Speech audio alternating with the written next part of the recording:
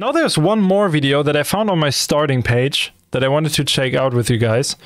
It's a channel that popped up quite a bit for me already. Alice Yeltsin, Mercurial Tones Academy. Pretty nice channel to learn stuff, as far as I know. The most influential bass ever created. I'm excited what this is about. It can be hard to believe, but the rolling bass lines has a long and rich history. It goes back to the times of your great-great-great-great-great-grandparents and beyond. I found examples of rolling bass lines from Baroque music from 1600s, and it felt like it would go back as far as music itself if I dug deeper. Oh, it's like but about how did this bass line go from being a classical music technique to a dance music sensation? Almost started in the 80s. One of the first early popular examples of rolling bass line is from Kraftwerk. Okay.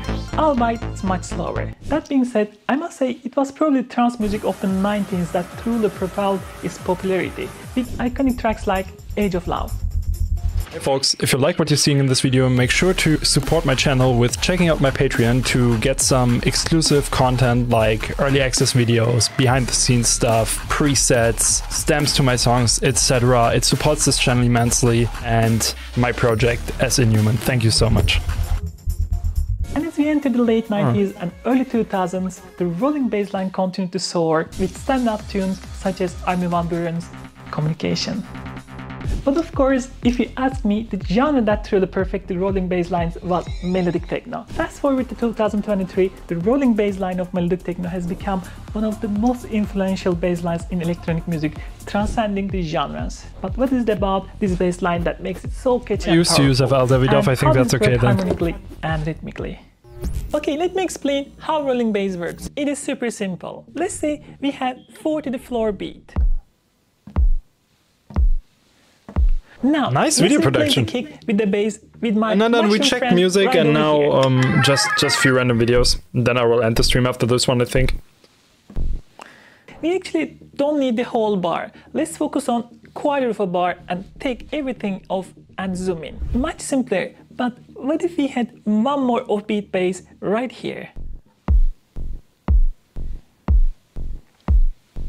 And finally, what if we fill creative video, man, spaces with the bass as well? And that's it. It is this easy. This is the simplest 16 rolling bass line. And you may ask, why 16? Because we can fit 16 of these bass hits in a bar. Hence the name 16 rolling bass. This video is made possible by Sound Gym. If you don't know how to train your ears and yeah, we got it. You need money. Below. Now, of course, making a good rolling bass line is not that simple. What melodic techno really succeeded is adding warmth to the sound while keeping its directness. Let's make one. I'm gonna use Pigments for this one, but you can use any synthesizer that you like. The idea is always the same. The first thing is you should fix your envelopes. That means that you need something a little bit more plucky, but slightly sustained, something like this. Obviously. You will have these repeating notes. Other thing is putting this into the mono and giving it a bit of release. This is the top layer. We need a bottom layer, meaning that a bit more sub area. Use the second depends on what she's doing now, like how detailed everything will be, right? Square way because it has less harmonics on the top end, so it will layer a bit better.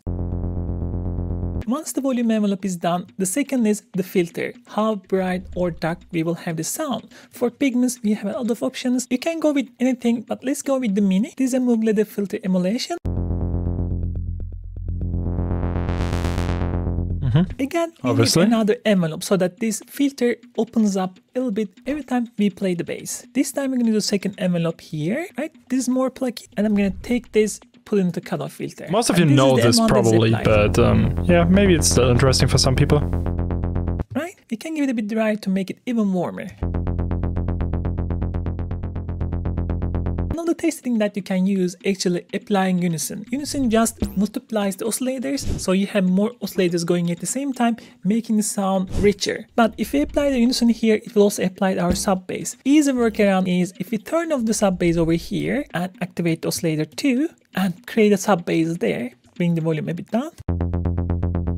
Now we can completely turn this off and apply a bit unison to get this stereo image. Let's stereo. Without unison, with unison. Beautiful, isn't it?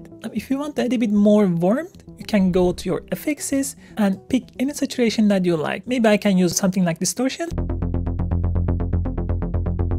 And we can shape the sound a bit with the EQ. Boost to the sub bass, but cutting a bit from the boxy frequencies and boosting a bit highs. And final trick is actually enhancing the ambience with effects. In this case, I enjoy tape echo. I'm going to put it in the ping pong and 1/8 dotted. And now we're going to send the bass there and we can get this stereo ping pong delays. Right? But you can, if you don't want to mess up your sub bass, not doing a lot, right? Parametric EQ and cut off lows. And finally, adjust the filter based on your taste. And if you put this into the beat, it sounds like this.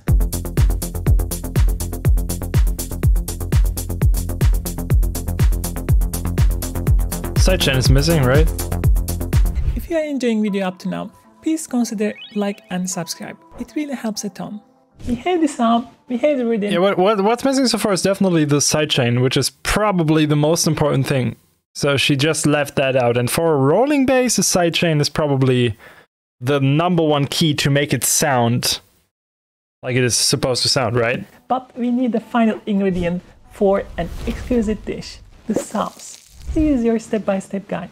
Step 1. Assign the velocity to cutoff and the volume. Then alternate the velocity to give a human feel. Step 2. Increase the human feel by adding a groove. This will push the notes slightly off-grid and introduce imperfections. So far, sidechaining is not the sauce. Step 3. This is optional, but you can even get a high layer to color your sound even more. Step 4. Many producers, including me, actually likes to separate sub-bass from the bass to control the sub-bass a bit more. You can do it by either high and low pass or isolating the fundamental you can frequency. like with a it's kind of cute, right?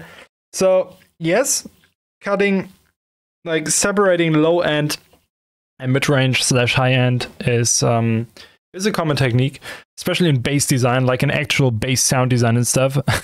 But in a sound like this, it's not necessary, right? Like you can do the same just with an EQ if it's a simple sound like that. You don't have to do like an additional channel to have control over the sub and the mid-range and high frequencies. Like you have enough control with an EQ on a simple sound like that. Trust me. Itself inside the synthesizer. If you don't know how to do it, I have a video over here, take a look. Step 5.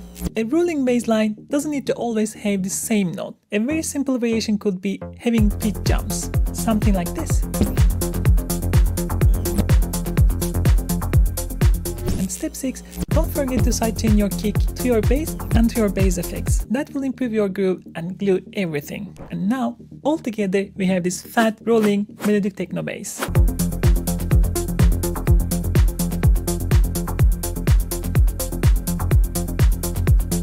Well, she's sidechain now, which is good. I have more videos over here. Yeah, good. Interesting video. Definitely down to check some more stuff from her in the future. I think it's quite cute to dive into stuff like that. Even though I know that stuff, obviously it's quite interesting.